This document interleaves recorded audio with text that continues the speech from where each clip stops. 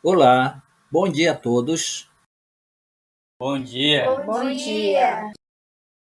Vamos dar continuidade à nossa aula e, claro, com novos conhecimentos sobre o Brasil. Professor Paulo, os outros colegas chegaram. Sim, eu percebi, Jamile. Quando entrei, vi a sala mais cheia. Então, antes de iniciarmos a aula, vamos ver as apresentações dos colegas também. Agora, quem vai se apresentar primeiro? Eu aqui me apresento, professor. Muito bem. A nossa colega ali à direita vai se apresentar. Então, pode começar. Primeiramente, eu quero dar bom dia a todos os colegas. Eu me chamo Helen. Sou holandesa, nasci em Amsterdã, mas moro e trabalho na cidade de Utrecht. E agora eu cheguei ao Brasil para conhecê-lo e aperfeiçoar o meu português. Ok, Helen. E não tenha dúvida que aqui você vai aperfeiçoar o seu português e também conhecer muito a cultura brasileira. Ainda mais que a Holanda também deu a sua contribuição ao Brasil. Então, seja bem-vinda. E agora é a vez de outro colega ou de outra colega. Bom dia, professor. Bom dia, colegas. Meu nome é Margot. Eu sou de nacionalidade francesa. Moro e trabalho em Paris. E eu vim ao Brasil para conhecer mais sobre música, culinária, moda, enfim, conhecer a cultura brasileira. Mas para tudo isso, tenho que aperfeiçoar também a minha fala portuguesa. É isso. Margot, seja bem-vinda também. E creio que aqui no Brasil você vai ter muitas novidades. E não tenha dúvida que você vai gostar muito da cultura brasileira. Outro colega, por gentileza, pode se apresentar. Olá a todos. Meu bom dia para todos vocês. Quero, primeiramente, dizer que estou muito contente em estar aqui. Meu nome é Cauã. Sou de origem indígena Tupinambá. Eu vim parar aqui, nessa sala de aula, porque eu quero saber mais sobre o meu país. E já percebo que vou conhecer muita coisa. É isso. Muito bem, Cauã. E você aqui conosco vai enriquecer muito as nossas aulas. Então, fique à vontade e seja bem-vindo.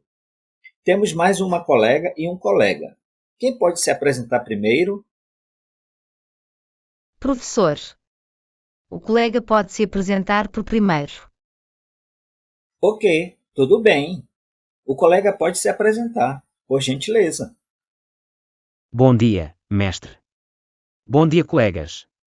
Eu me chamo Bongani. Sou natural de Moçambique, moro na cidade de Maputo, que é a capital do país. Vim agora para o Brasil a trabalho. E como vou ficar por um longo tempo, vou estudar com vocês para conhecer mais a cultura brasileira. Que bom, Bogani, que você veio para essa sala de aula, pois o conhecimento será recíproco. Seja bem-vindo também. E agora, a nossa colega. Bom dia a todos. Eu me chamo Eugénia. Sou de nacionalidade portuguesa.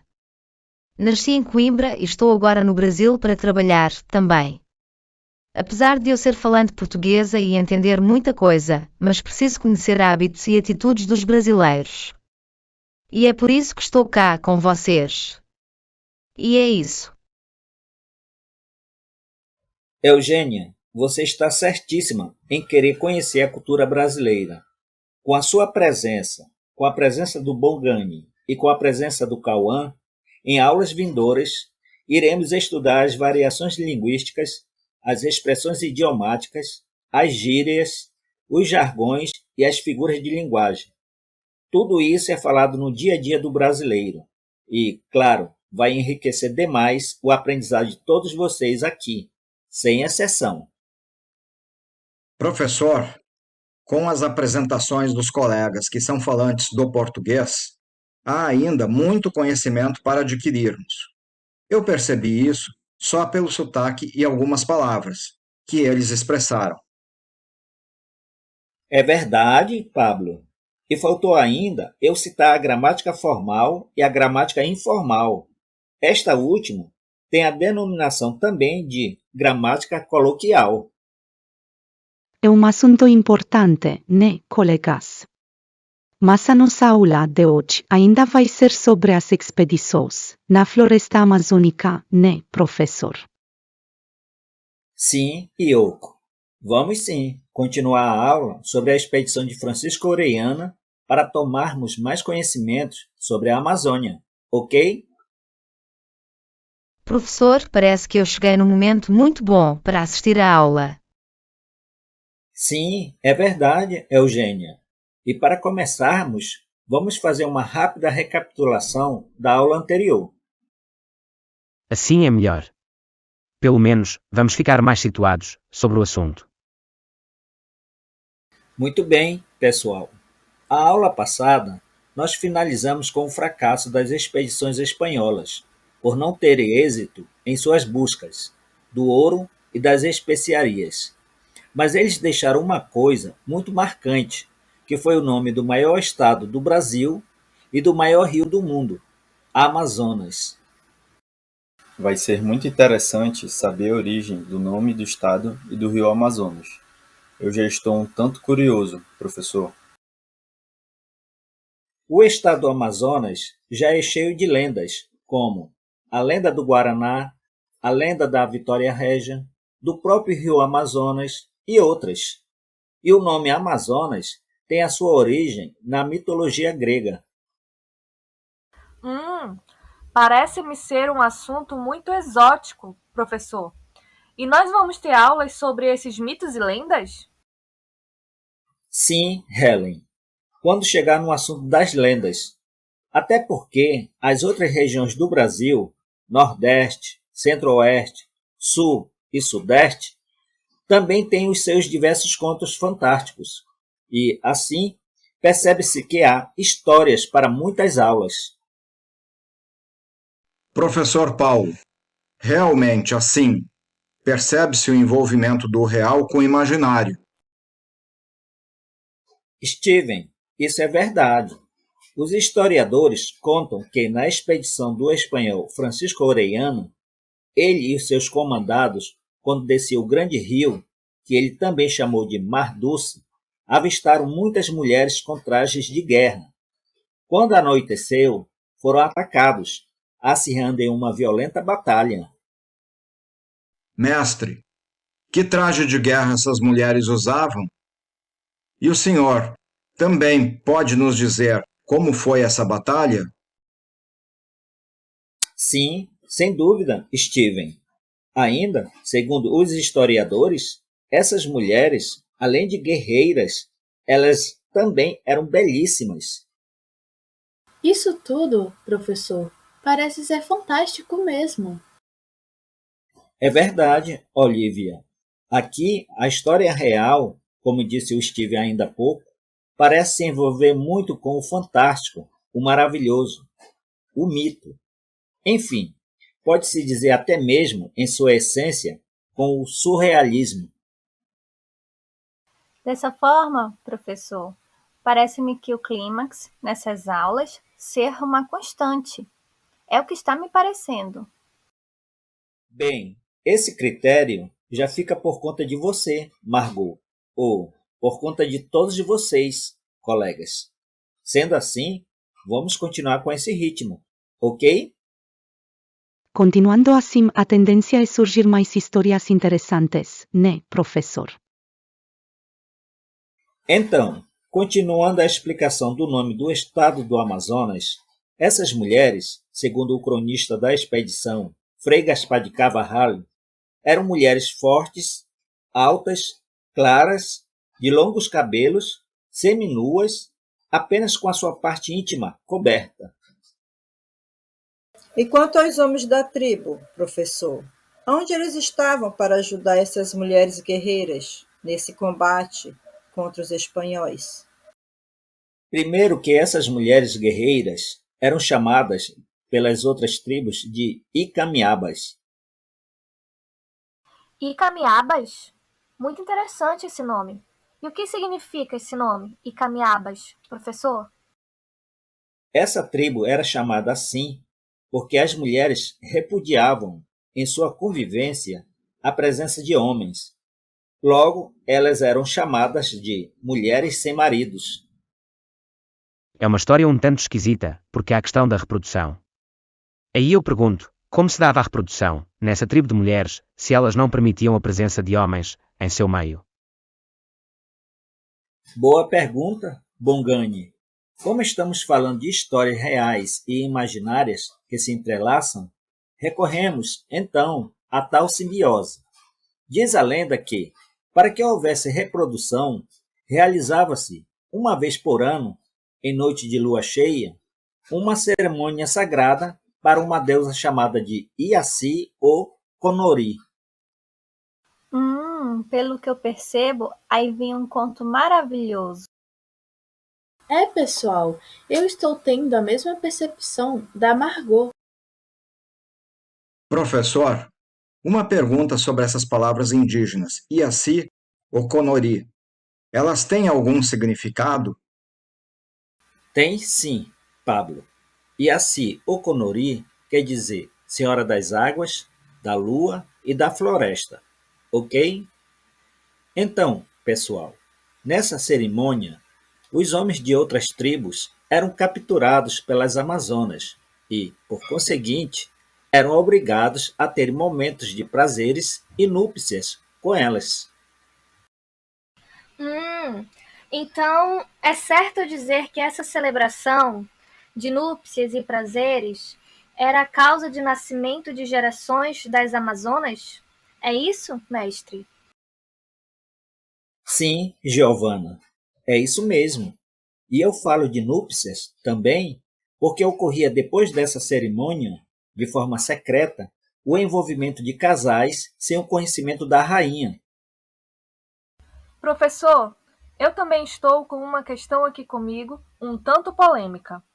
Com o nascimento dessas crianças, como era a situação delas quando nascia menina e quando nascia menino? Boa pergunta, Helen, para desvendar esse mistério? Então, vamos lá.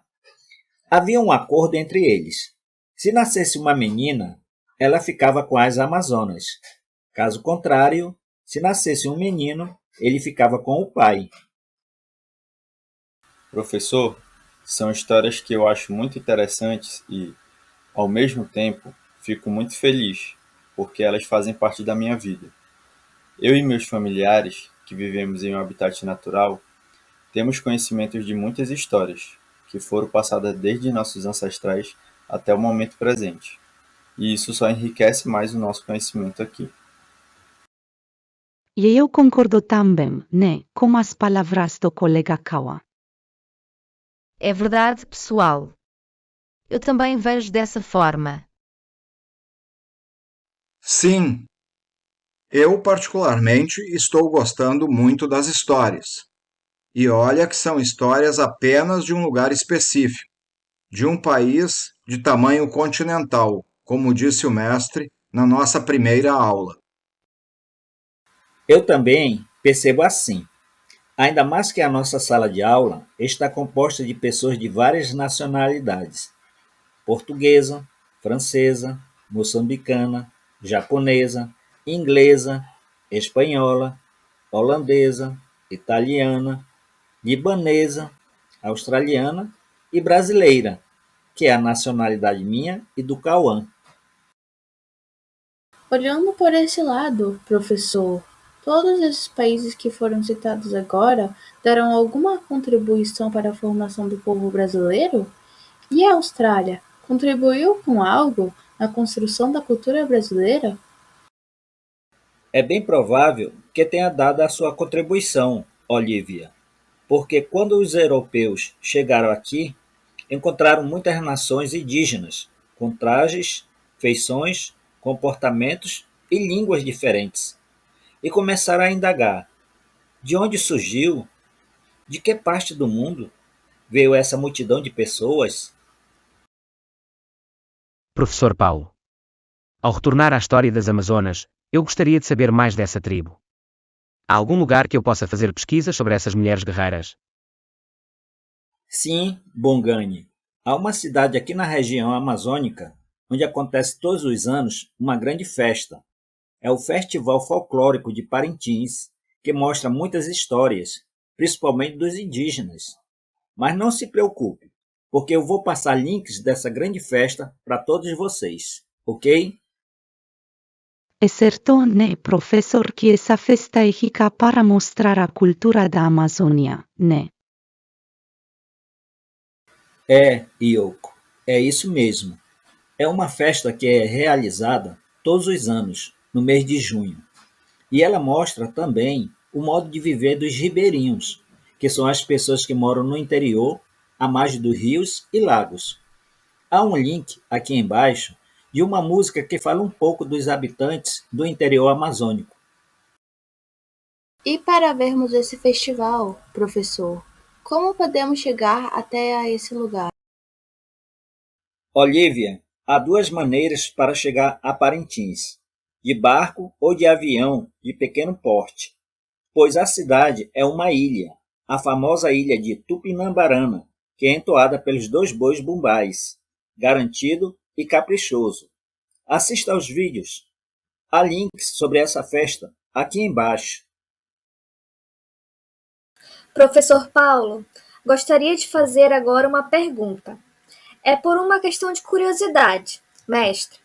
Eu já ouvi muito aqui, em sala de aula e também em vários espaços públicos, as pessoas pronunciarem muito a palavra mesmo e mesma. Ela parece mostrar uma certeza, uma afirmativa. É o que eu percebo.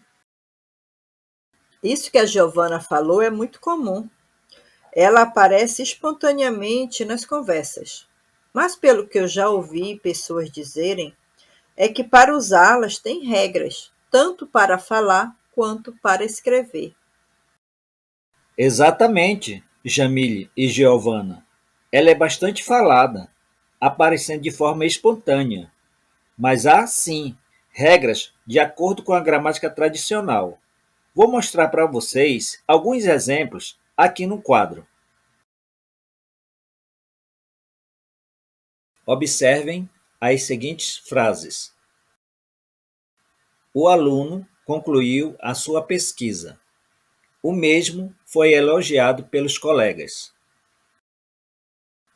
Nessa frase, observa-se que a palavra mesmo assume a posição de substantivo referindo-se a aluno. Porém, ela está colocada de forma inadequada. Agora, vejam o seguinte exemplo modificado de forma adequada. O aluno concluiu a sua pesquisa. Ele foi elogiado pelos colegas. Nota-se que no segundo período da frase apareceu o pronome pessoal ele, que, por sua vez, se refere a aluno. Observem essa outra frase. Eu vi as atletas no aeroporto. As mesmas embarcavam no voo com destino a Tóquio. Na frase, aparece a palavra mesmas, assumindo a posição de substantivo ou colocando-se no lugar de um pronome pessoal, fazendo referência a atletas. Vejam novamente a frase escrita de forma adequada. Eu vi as atletas no aeroporto. Elas embarcavam no voo com destino a Tóquio.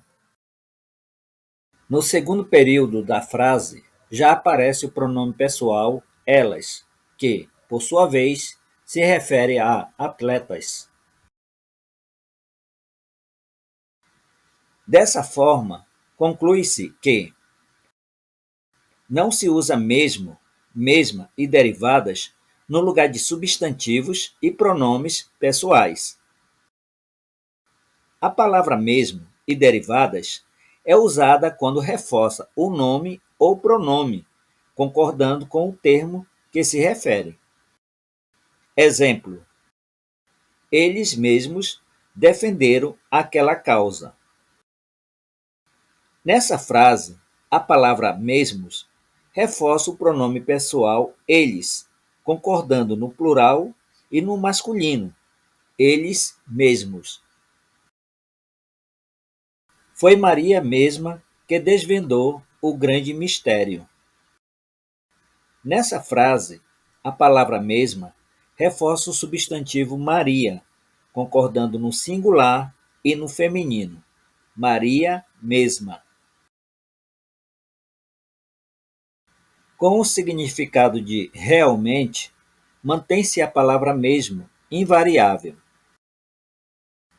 Exemplos: a testemunha falou mesmo a verdade. Eles saíram mesmo às 18 horas.